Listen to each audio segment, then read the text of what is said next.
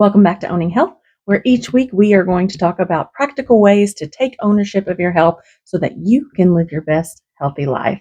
Hey, I'm Kim, and I'm so glad you're here because this week we are talking about planners.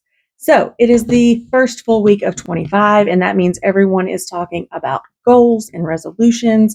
And I want to back up from that to say that it is great to have goals. It is 100% wonderful to work on yourself and try to continue and self-improve each year. But if you don't have a plan to sustain that, how are you going to make it through the year?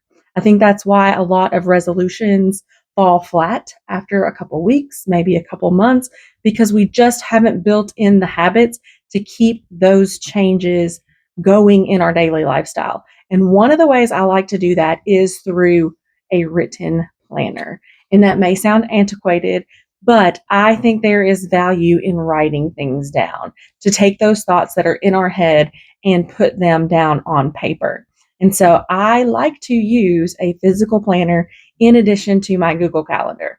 And so as you can see here, I've got several planners that I have used throughout the years, and I'm just going to quickly tell you about those so that you can decide which one is best for you. This year, I have decided to go with the Roterunner Planner, and I'm going to link all of these in the description so that you can go look at them for yourself and decide which one is best for you. Now, what I like about this planner is that it is really the best all-in-one planner that I have seen so far. It has to-do lists. It has time blocking.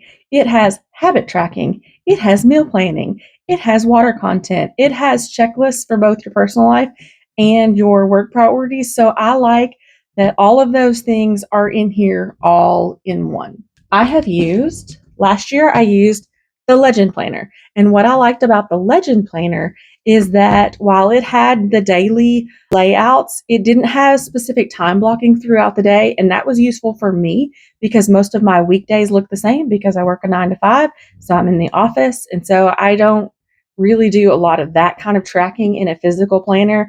I want to track my evening activities and I want to track my personal things.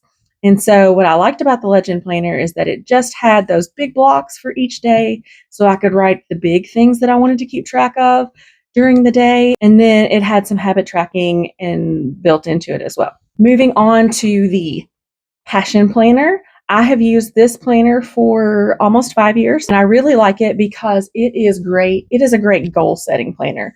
And so if your focus is on dreaming big and goal tracking and having some prompts each week, each month, the 6-month period, this planner is great for prompting you to write all those things down. And it's a women-owned business, which is super fun. So I'm going to link all of those in the description. You take a look and see which one you like best. But the point of all of this is to write the things down. You must make a plan to succeed. And so if you have goals that you want to reach for the new year, let's not call them resolutions. I mean, you can if you want to, but let's call them goals for 25 because I feel like we all have those and we want to keep those. Let's make a plan. Let's put it in writing. And let's crush our goals in 25. Be sure you hit that like button to follow me for more. And if you have learned something new today, I hope you'll consider subscribing. See you next week. It's really close. Okay. Benjamin Franklin said, if you don't plan, no. Benjamin Franklin said, if you plan, Benjamin Franklin said, if you fail to plan, then you plan on failing. Value in